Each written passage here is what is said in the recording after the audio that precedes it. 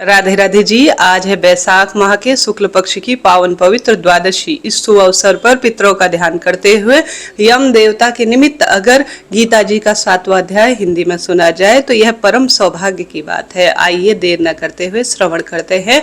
आप वीडियो के अंत तक बने रहे और पितरों का ध्यान करते हुए कमेंट्स बॉक्स में जय श्री पितृ देवता या ओम नमो भगवते वासुदेवाय या श्री शिवाय नमस्तुभ्यम जरूर लिखे। आरंभ करते हैं कि पितृदोष है तो वंश वृद्धि, शारीरिक, मानसिक, आर्थिक कोई अन्य परेशानी सदा सर्वदा लगी रहती है।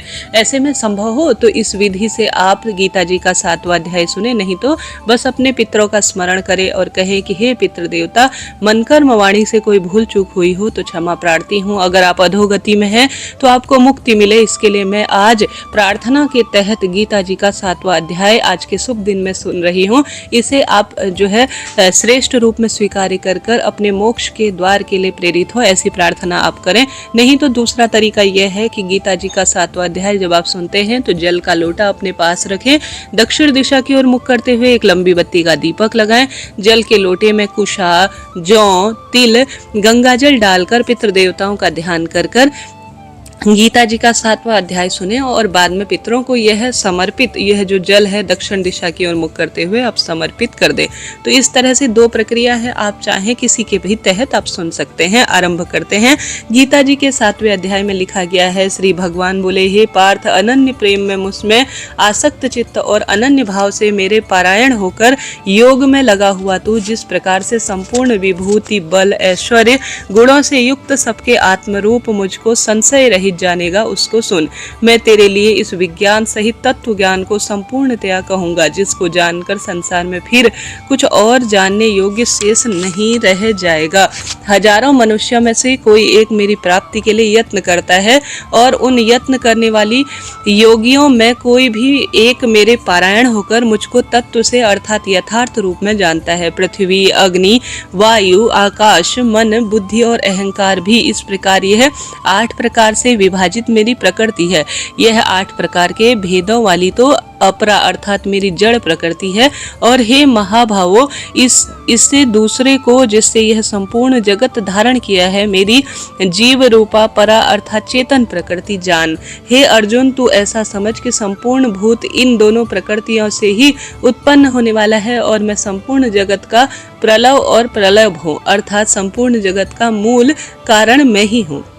हे धनंजय, मुझसे भिन्न दूसरा कोई भी परम कारण नहीं है। यह संपूर्ण जगत सूत्रों में और सूत्रों के मणियों में सदृश मुझको गुथा हुआ है। हे अर्जुन, मैं जल में रस हूँ, चंद्रमा में सूर्य प्रकाश हूँ और सूर्य में मैं संपूर्ण प्रकाशमान हूँ। संपूर्ण वेदों में मैं ओमकार हूँ, आकाश में मैं शब्द हूँ और पुरुषों में मैं पुरुषत्व हूँ। मैं पृथ्वी में पवित्र हूँ, गंध में और अग्रिम में मैं तेज हूँ और संपूर्ण भूतों में उसका जीवन हूँ और तपस्वियों में मैं तप हूँ। हे अर्जुन, तो संपूर्ण भूतों का सनातन बीज मुझको ही जान। मैं बुद्धिमानों की बुद्धि और तेजस्वियों का तेज हूँ। हे भरत श्रेष्ठ, मैं बलवानों का आशक्त और कामनाओं से रहित बल अर्थात सामर्थ्य हूँ और सब भूतों में धर्म के अनुकूल अर्थात शास्त्र के अनुकूल काम हूँ। और जो भी सतगुण से उत्पन्न होने वाले भाव हैं और जो रजोगुण तथा तमोगुण से होने वाले भाव हैं, उन सबको तो मुझसे ही होने वाला है ऐसा जान, परंतु वास्तव में उसमें मैं और वे मुझ में नहीं है। तीनों के कार्य रूप सात्विक, राजस और तामस, इन तीनों प्रकार के भावों से यह संसार प्राणी समुदाय मोहित हो रहा है। इसलिए इन तीनों गुणों से मुझ अविनाशी को नहीं जानता, क्योंकि यह अलौकिक अर्थात अति उद्धृत त्रिगुणमयी मेरी माया ही दुरस्त है। परंतु जो पुरुष केवल मुझको ही निरंतर भजते हैं वह इस माया का उल्लंघन कर जाते हैं अर्थात संसार से तर जाते हैं। माया के द्वारा जिनका ज्ञान हारा जा चुका है, ऐसे आसुर स्वभाव को धारण किए हुए मनुष्यों में नीच दूषित कर्म करने वाले मूढ़ लोग मुझको नहीं भजते। हे भरतवंशियों में श्रेष्ठ अर्जुन, उत्तम कर्म करने वाले अर्थार्थी, आत्र, जिज्ञासु और ज्ञानी, ऐसे 4 प्रकार के भक्तजन मुझको भजते हैं। उनमें नित्य मुझ में एकाकी भाव से स्थित अनन्य भक्ति प्रेम वाला ज्ञानी भक्त मुझे अत्यंत प्रिय है और उत्तम है, क्योंकि मुझको तत्व से जानने वाले ज्ञानी को अत्यंत प्रिय हूँ और वह ज्ञानी मुझे अत्यंत प्रिय है। ये सभी उदार हैं, परंतु ज्ञानी तो साक्षात मेरा ही स्वरूप है, ऐसा मेरा मत है, क्योंकि वह मतगत मन बुद्धि वाला ज्ञानी भक्त अति उत्तम गति स्वरूप मुझ में ही अच्छी प्रकार से स्थित है। क्योंकि जन्मों के अंत में जन्म में तत्व ज्ञान को प्राप्त पुरुष सब कुछ वासुदेव ही है। इस प्रकार मुझको जो भजता है वह आत्मा अत्यंत दुर्लभ है। उन भोगों की कामना द्वारा जिनका ज्ञान हारा जा चुका है, वे लोग अपने स्वभाव से प्रेरित होकर उस नियम को धारण करके अन्य देवताओं को भजते हैं, अर्थात पूजते हैं। जो सकाम भक्त जिस देवता के स्वरूप को श्रद्धा से पूजना जानता है, उस भक्ति की श्रद्धा को उसी देवता के प्रति मैं स्थिर करता हूँ। वह पुरुष उस श्रद्धा से युक्त होकर उस देवता का पूजन करते हैं। उस देवता से मेरे द्वारा ही विधान किए हुए उन इच्छित भोगों को निसंदेह मैं प्राप्त करता हूँ, परंतु उन अल्प बुद्धि वालों का फल नाशवान है तथा वे देवताओं को पूजने वाले देवता को प्राप्त करते हैं, और मेरे भक्त चाहे मुझको जैसे भी भजे अंत में मुझे ही प्राप्त होते हैं।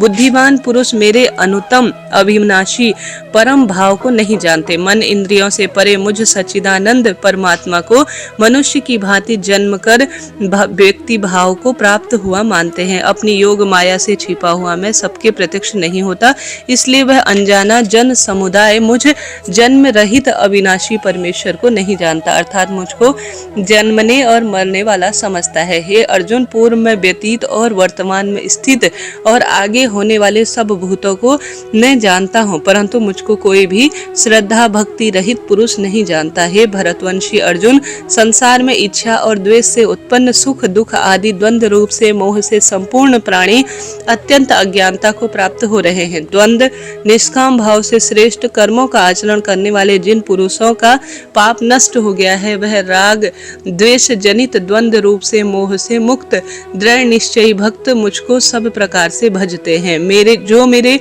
शरण होकर जरा और मरण से छूटने के लिए यत्न करते हैं, वह पुरुष उस ब्रह्मा को, संपूर्ण आध्यात्म को, संपूर्ण कर्म को जानते हैं। जो पुरुष अधिभूत और अधिदैव के सहित तथा अधियज्ञ के सहित सबका आत्मरूप मुझको अंत काल में जानते हैं, वह युक्त चित्त वाले पुरुष मुझे जानते हैं, अर्थात मुझे प्राप्त हो जाते हैं। इसके साथ ही महादेव कहते हैं, भगवान शिव माता गौरी को बताते हुए कहते हैं, हे पार्वती, अब मैं 7वें अध्याय का महत्व तुम्हें सुनाता हूँ, जिसे कानों में सुनने मात्र से अमृत राशि भर जाती है। पाटलिपुत्र नामक एक दुर्गम नगर है, जहाँ गोपुर अर्थात द्वार बहुत ही ऊंचा है। उस नगर में शंकुकर्ण नाम का एक ब्राह्मण रहता था। उसने वैश्यवृत्ति का आश्रय लेकर बहुत धन कमाया, किंतु न कभी पितरों का तर्पण किया और न ही देवताओं का पूजन किया। वह धन उपार्जन में तत्पर होकर राजाओं को ही भोज दिया करता था। एक समय की बात है, उस ब्राह्मण ने अपना चौथा विवाह करने के लिए पुत्रों और बांधवों के साथ यात्रा की। मार्ग में आधी रात के समय जब वह सो रहा था, तब एक सर्प ने कहीं से आकर उसके हाथ में काट लिया। उसके काटते ही उसकी ऐसी दशा हो गई कि मणि मंत्र और औषधि आदि से भी उसके शरीर की रक्षा असाध्य जान पड़ रही थी। तत्पश्चात कुछ ही क्षणों में उसके प्राण प्रखीर उड़ गए और वह प्रेत बन गया। फिर बहुत समय के बाद वह प्रेत सर्प योनि में उत्पन्न हुआ और दर दर पर भटकने लगा। उसका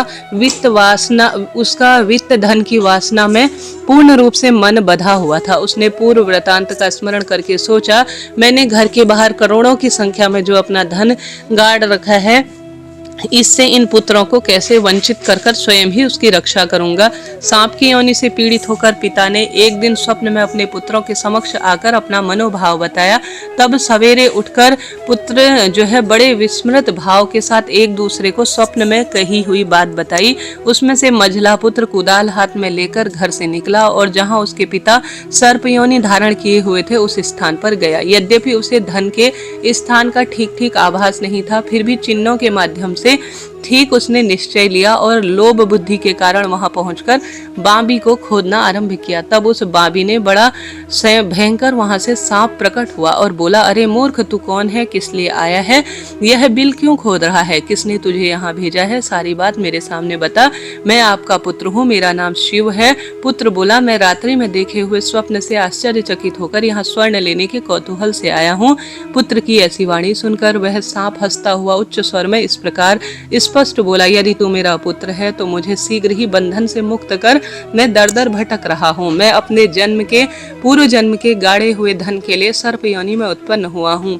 पुत्र बोला, पिताजी आपकी मुक्ति भला कैसे हो, इसका क्या उपाय है, हम सभी को बताएं, क्योंकि मैं रात में जो है सब लोगों को छोड़कर आपके पास आपकी मुक्ति के लिए ही आया हूँ। पिता बोले, बेटा, गीता के अमृत सप्तम अध्याय को छोड़कर मेरी मुक्ति के लिए तीर्थ, दान, तप, यज्ञ भी सर्वदा सामर्थ्य नहीं है। केवल गीता का 7वां अध्याय ही प्राणियों के जरा, मृत्यु और सभी बंधन और दुखों को दूर करने वाला है। पुत्र, मेरे श्राद्ध के दिन गीता के 7वें अध्याय का पाठ करने वाले ब्राह्मण को श्रद्धा पूर्वक भोजन कराओ, इससे निसंदेह मेरी मुक्ति हो जाएगी। वत्स, अपनी शक्ति अनुसार पूर्ण श्रद्धा के साथ निर्व्यसनी और वेद विद्या में प्रवीण अन्य ब्राह्मण को भी खूब भोजन कराओ। सर्प योनि में पड़े हुए पिता के वचन सुनकर सभी पुत्रों ने उनकी आज्ञा अनुसार तथा उससे भी अधिक किया। तब शंकुकर्ण ने अपने सर्प शरीर देह को त्याग कर दिव्य देह धारण की और सारा धन अपने पुत्रों के अधीन कर दिया। पिता ने करोड़ों की संख्या में जो धन